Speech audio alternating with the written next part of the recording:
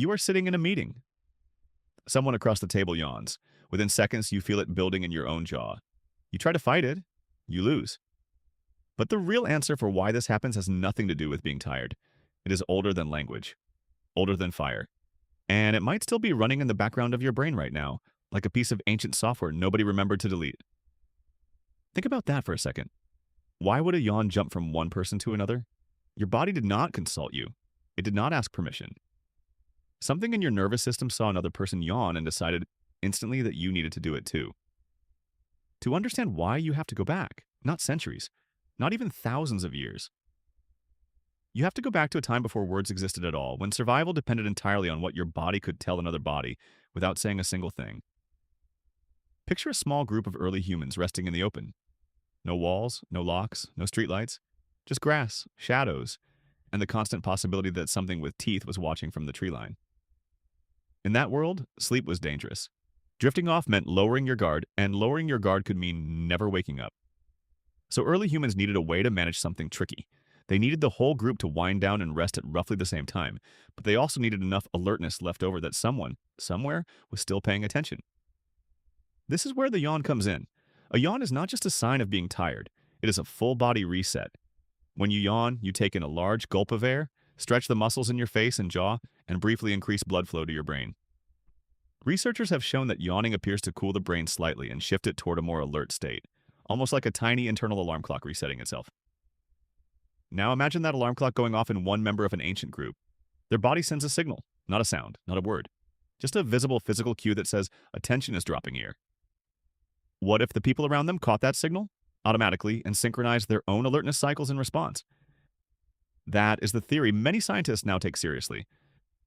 Contagious yawning may have started as a silent communication system, a way for a group to stay loosely coordinated without anyone needing to speak. One yawn ripples outward. Suddenly, everyone's internal clocks nudge into alignment. The group rests together, wakes together, and stays collectively safer than any one individual could be alone. This is not just a theory pulled out of thin air. The ex-psychologist Robert Provine spent years studying yawning in humans, and he found something strange. Yawns are almost never triggered by tiredness alone. They are triggered by seeing, hearing, or even just reading about another yawn. Provine documented that simply watching a video of someone yawning was enough to make most viewers yawn themselves, even if they were not sleepy at all. That is not how tiredness works. That is how a signal works. But here is where it gets stranger. Not everyone catches a yawn the same way. Some people are far more susceptible than others. And researcher Elizabeth Carulli, working with a team studying the genetics behind contagious yawning, found that susceptibility was linked to differences in brain structure and even genetics. People with certain neurological differences were less likely to yawn in response to seeing someone else do it. So, if contagious yawning is tied to social wiring in the brain, what does that tell you about why some people catch it and others do not? One of the most striking findings came from researcher Atsushi Senju, who studied contagious yawning in children with autism. Senju found that children on the autism spectrum were significantly less likely to yawn contagiously when shown videos of other people yawning compared to children without autism. The yawn itself was not the point. The point was what the yawn revealed about social connection. This lines up with something deeper. Contagious yawning seems to be strongest between people who are emotionally close. Studies have found that you are far more likely to catch a yawn from a family member or close friend than from a stranger. The contagion follows the same pathways as empathy itself. It is almost as if your brain is constantly asking a quiet question about everyone around you. Are you connected to me? Are we part of the same group? And the yawn is one of the answers it gives back. This pattern is not unique to humans either. Researchers Ivan Norcia and Elisabetta Palagi studied yawning in other primates and found that chimpanzees and other social animals also catch yawns from each other. And again, the effect is strongest between individuals who already share a close bond. The behavior shows up again and again across species that live in tight social groups, animals that depend on each other for safety, for grooming, for survival. So a yawn is not really about your mouth or your lungs or even your sleep schedule. A yawn is a tiny, ancient broadcast. It says, my alertness is shifting, and if you are paying attention to me, yours might shift too. Now here is the part that should make you sit up a little. If contagious yawning evolved as a silent group alertness signal, then every time you catch a yawn from someone else, your brain is running a program that was built for a world where staying in sync with the people around you could mean the difference between life and death.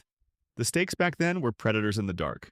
The stakes today are a boring meeting, a long car ride, a quiet classroom, The danger is gone. The signal is not. Your brain does not know the difference between a saber-tooth threat and a slow afternoon. It just knows that someone nearby has signaled a shift, and it responds the way it has responded for hundreds of thousands of years. There is something almost unsettling about that. You are sitting in a modern room, under modern lights, doing modern things, and your body is quietly running code written for a world that no longer exists. A world of open plains and watchful eyes and shared survival. And it raises a strange question. How many other tiny automatic things you do every day are actually leftover survival signals, fired off in a world that stopped needing them a very long time ago? Maybe the next time you feel that yawn creeping up your jaw because someone across the room just yawned, you will think about it differently. Not as tiredness, not as boredom, but as a quiet, ancient handshake between two nervous systems, both still listening for danger that left thousands of years ago. The next time someone yawns near you, watch what happens in your own body. Pay attention to that pull in your jaw, that sudden urge you cannot quite explain. Because for a moment, you are not just a person in a room. You are part of a circle sitting in the open, under a sky that has not changed in a very long time, still listening for something in the dark.